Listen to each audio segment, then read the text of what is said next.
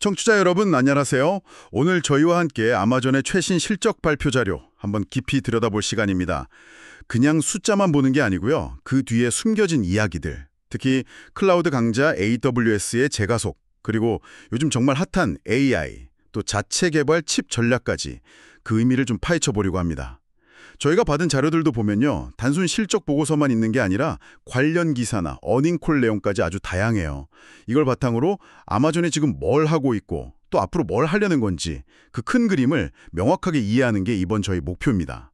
특히 AWS 성장 동력이 어디서 나오는지, 그리고 인공지능, AI 분야 투자, 그중에서도 자체 칩 트레니움에 대한 계획이 아마 핵심이 될 것 같아요. 자, 그럼 어디부터 시작해 볼까요? 역시 제일 먼저 눈에 띄는 건 AWS 실적, 이것부터 봐야겠죠? 네, 맞습니다. 이번 3분기 AWS 매출이 330억 달러, 전년 동기 대비해서 20.2% 성장했어요. 이게 시장 예상치보다도 높은 거고요. 또 무려 11분기 만에 가장 높은 성장률이라는 점이 아주 인상적이더라고요. 와, 20% 성장? 정말 대단하네요. 근데 그 자료 보니까 경쟁사인 구글 클라우드는 34%, 마이크로소프트 애저는 40% 성장했다. 뭐 이렇게 나와 있던데요. 단순히 성장률 숫자만 보면 AWS가 약간 뒤처지는 건가? 이렇게 보일 수도 있을 것 같아요. 아, 네. 그 지점을 정확히 보셨네요. 그 성장률 숫자만 보면 충분히 그렇게 생각할 수 있죠. 근데 여기서 중요한 건 바로 규모입니다.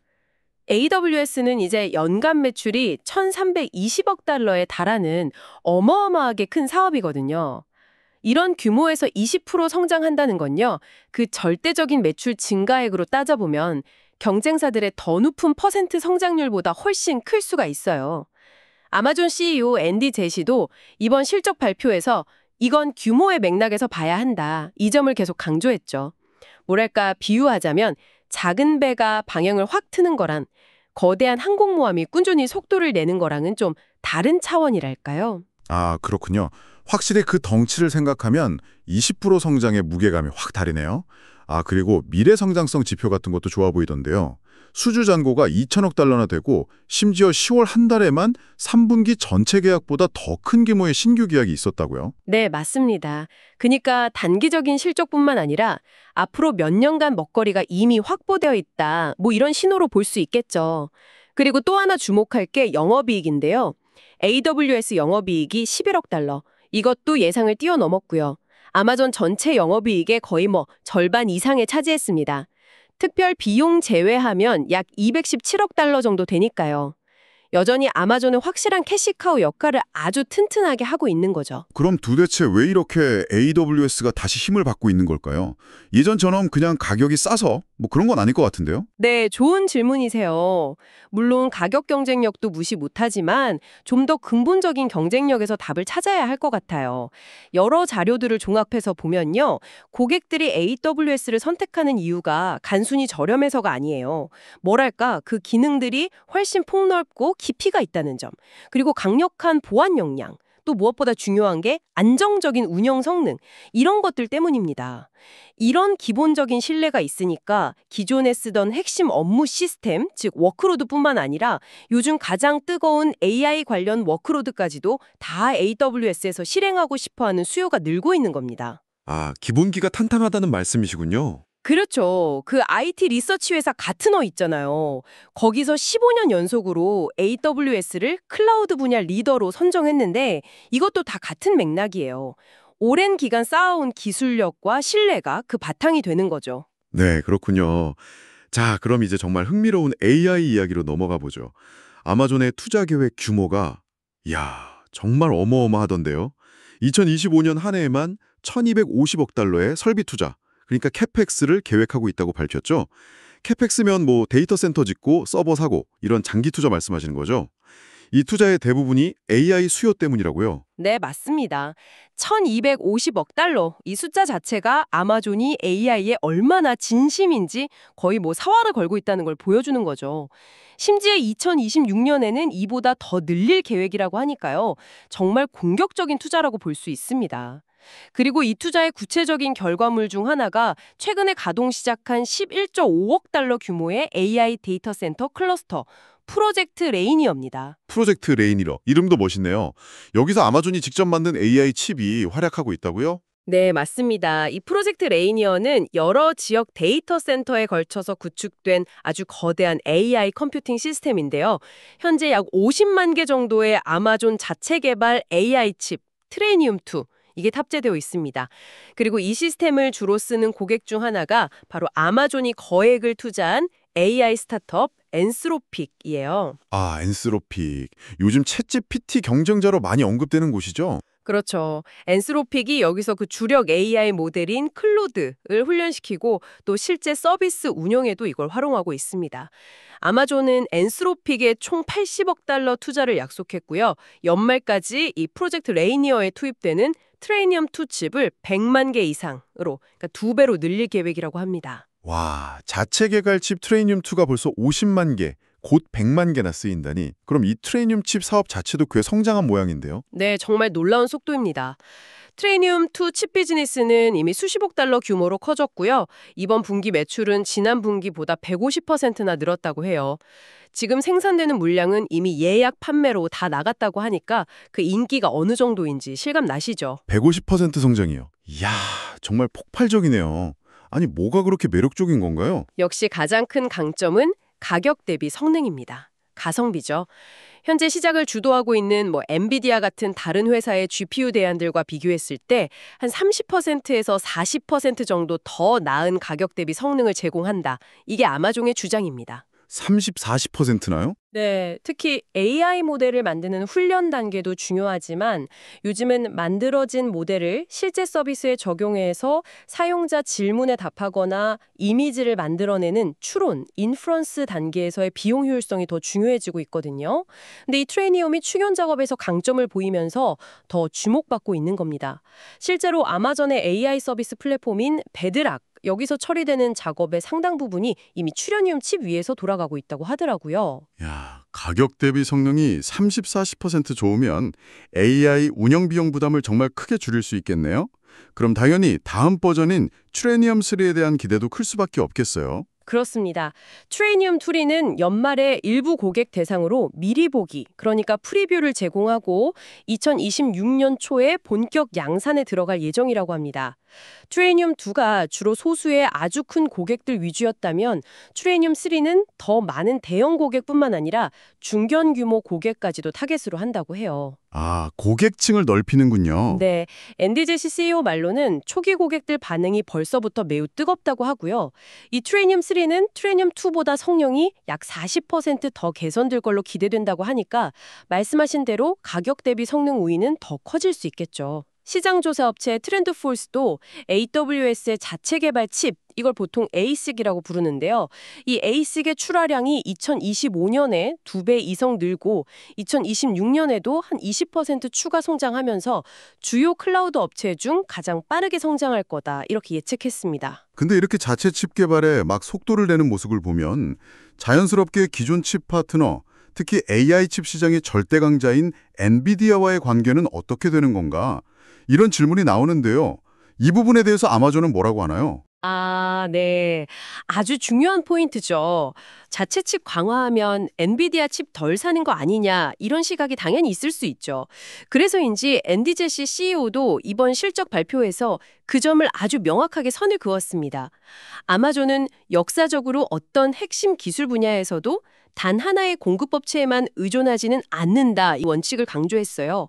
즉, 자체 칩을 열심히 개발하는 동시에 엔비디아 같은 중요한 파트너와의 깊은 관계도 계속 유지할 거고 앞으로도 상당량의 엔비디아 칩을 살 거다, 이렇게 여러 번 밝혔습니다. 아, 그러니까 우리 칩도 쓰지만 엔비디아 칩도 계속 많이 살 거다. 네, 현재도 엔비디아의 최신 칩들, H100나 B100 같은 것들을 아무런 제약 없이 구매하고 있고 앞으로도 그럴 거라는 점을 분명히 했죠. 그러니까 자체 칩은 뭐랄까 추가적인 선택지를 제공하는 거지 엔비디아를 대체하려는 건 아니다. 이런 입장이군요. 그렇죠.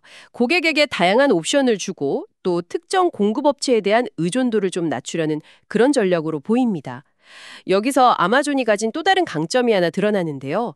바로 안나푸르나 랩스라는 아주 강력한 자체 칩 설계팀을 오래전부터 가지고 있다는 점입니다. 아, 자체 설계팀이 있군요. 네. 이미 CPU 분야에서는 자체 개발한 그래비톤 칩이 기존의 인텔이나 AMD 같은 X86 프로세서보다 한 40% 정도 향상된 가격 대비 성능을 보여주면서 성공을 거둔 경험이 있거든요. 아, 그래비톤 칩 성공 사례가 있었군요. 자체 칩 설계 역량이 있다는 건 정말 큰 자산이겠네요. 맞습니다. 고객들이 AI 기술을 좀 더 저렴하고 더 효율적으로 그리고 더 폭넓게 쓰려면 결국에는 칩의 가격 대비 성능 개선이 필수적이거든요. 아마존은 자체 칩 개발을 통해서 이 문제를 정면으로 돌파하려는 거죠.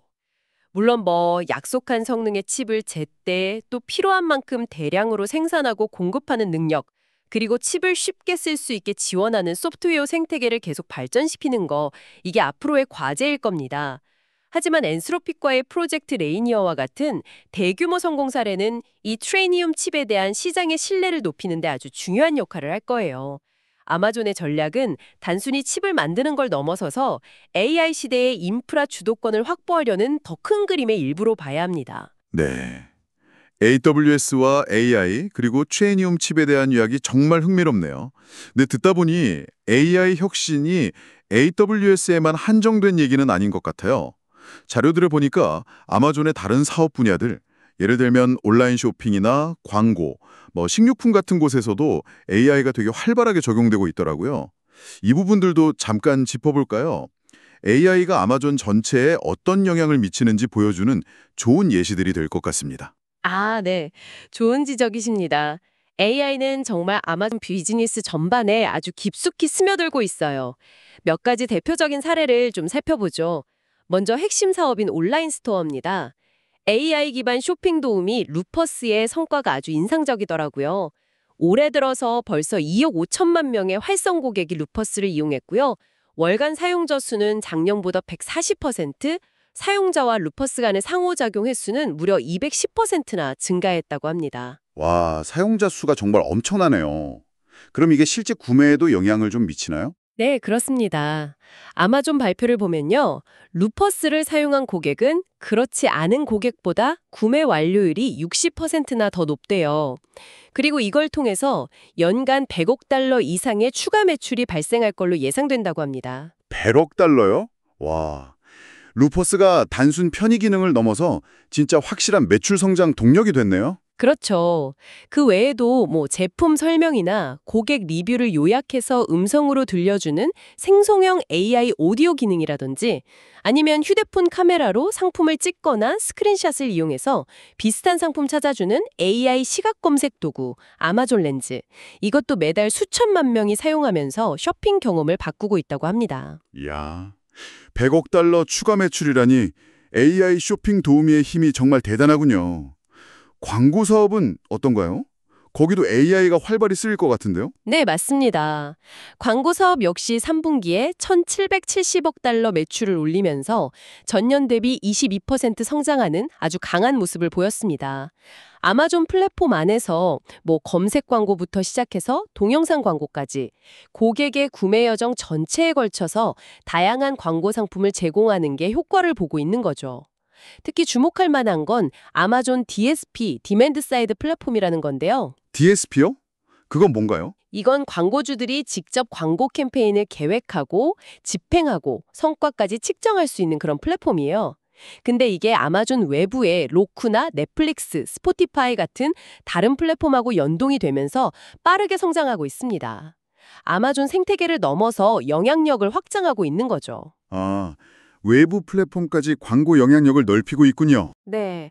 그리고 말씀하신 대로 AI도 아주 적극적으로 활용되고 있어요. 최근에는 AI를 이용해서 광고 이미지나 문구를 만드는 데 걸리는 시간을 몇 주에서 단 몇 시간으로 확 줄여주는 도구도 출시했습니다. 광고주들의 효율성을 크게 높여주는 거죠. 와, 제작 효율까지 높인다니 광고 사업 성장세가 이해가 됩니다. 식료품 분야도 변화가 좀 있는 것 같던데요. 네, 식료품 사업도 상당히 흥미로운 변화를 겪고 있습니다. 그 아마존 프레시나 홀푸드 마켓 같은 직접 운영 매장을 제외하고요. 주로 상온 보관 식료품이나 생활용품 같은 걸 파는 사업에 지난 12개월간 총 상품 판매액, 그러니까 GMV라고 하죠. 그게 1,000억 달러를 돌파했다고 합니다. 1,000억 달러요? 와, 식료품만으로도 정말 엄청난 규모네요. 그렇죠. 근데 더 주목할 점은 신선식품 배송 전략이에요. 예전에는 뭐 아마존 프레시 같은 데서 따로 주문해야 했던 우유, 계란 같은 신선식품 있잖아요. 이걸 이제 일반 아마존 상품이랑 같이 주문하고 몇 시간 안에 당일 배송받을 수 있는 서비스가 아주 빠르게 확대되고 있습니다. 현재 한 1,000개 도시에서 제공되는데 연말까지는 2,300개 도시로 늘릴 계획이라고 합니다. 앤디 제시는 이 변화를 게임 체인저라고까지 표현했어요. 게임 체인저라. 확실히 그 장바구니에 신선식품이랑 뭐 전자제품 같은 걸 같이 담아서 몇 시간 만에 받는 경험은 굉장히 편리할 것 같은데요. 바로 그겁니다. 고객들이 아마존을 이용하는 빈도를 높이고 또 한 번에 구매하는 상품 종류를 다양하게 만드는 효과가 있는 거죠. 이것이 아마존의 식료품 사업 성장 방식을 근본적으로 바꾸고 있다. 이렇게 평가하는 겁니다. 뭐 도심 지역의 편의점처럼 생필품 위주로 구성한 소규모 매장 컨셉인 데일리숍, 이것도 테스트 중인데 반응이 좋다고 하고요. 마지막으로 로보틱스 분야도 잠깐 언급됐었죠. 물류센터에서 로봇 활용을 계속 늘리고 있다고요? 네, 아마존 물류 네트워크에는 이미 100만 대 이상의 로봇이 운용되고 있습니다. 이게 단순히 사람을 대체한다기보다는요, 안전성을 높이고 생산성을 증대시키고 또 배송 속도를 개선하기 위해서 로봇 기술에 계속 투자하고 있는 겁니다. 궁극적인 목표는 로봇과 사람이 각자 잘하는 영역에서 협력하면서 시너지를 내는 그런 하이브리드 물류 네트워크를 구축하는 것이라고 해요. 아까 이야기했던 그 막대한 설비 투자 캐펙스 있잖아요. 이게 단순히 AI 서버 늘리는 것뿐만 아니라 이런 물류 로봇이나 자동화 시스템 투자와도 깊이 연관돼서 운영 효율성을 극대화하려는 전략의 일환인 거죠. 이야, 듣고 보니 AI와 자동화 기술이 AWS뿐만 아니라 리테일, 광고, 물류까지 정말 아마존 제국 전체를 움직이는 핵심 동력이 되고 있다는 게 명확해지네요. 근데 최근에 아마존이 14,000명 규모의 인력 감축을 발표했잖아요. 이것도 혹시 이런 기술 발전이랑 좀 연관이 있는 걸까요? 그 부분에 대해서 앤디 제시 CEO가 설명을 했는데요. 재정적인 이유나 뭐 AI 도입 때문에 사람을 줄이는 거라기보다는 지난 몇 년간 회사가 너무 빨리 성장하면서 조직이 좀 비대해졌다는 거죠. 그래서 이걸 좀 효율화하고 아마존 초기에 그 스타트업처럼 빠르게 움직이는 문화를 되찾기 위한 결정이다. 이렇게 설명했습니다. 즉, 약간 문화적 리셋에 가깝다는 거예요. 효율성과 속도를 위한 결정이다. 네, AI 시대에는 이 변화의 속도가 무엇보다 중요하다고 보고 더 빠르고 민첩하게 의사결정을 내릴 수 있는 조직 구조를 만들려는 시도로 해석됩니다. 효율성과 속도에 대한 강조가 여기서도 드러나는 거죠. 자, 오늘 아마존의 3분기 실적을 통해서 정말 많은 이야기를 나눴습니다. 한번 정리를 좀 해볼까요? 일단 AWS는 탄탄한 기본기, 그리고 AI 수요 증가에 힘입어서 연간 1,320억 달러라는 어마어마한 규모에도 20%라는 강력한 성장률을 다시 보여줬고요. 네, 그리고 아마존은 미래 성장을 위해서 AI 역량 강화에 정말 천문학적인 규모의 투자를 단행하고 있습니다.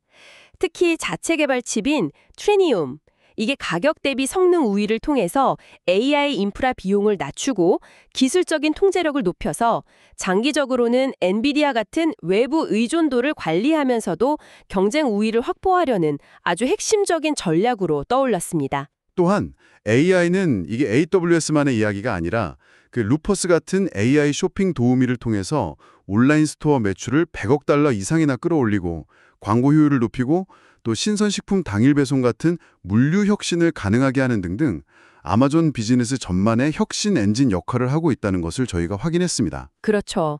종합적으로 보면 이번 실적 발표는 아마존이 이 AI 시대를 어떻게 준비하고 또 주도하려고 하는지에 대한 구체적인 청사진과 실행력을 보여줬다. 이렇게 평가할 수 있을 것 같습니다.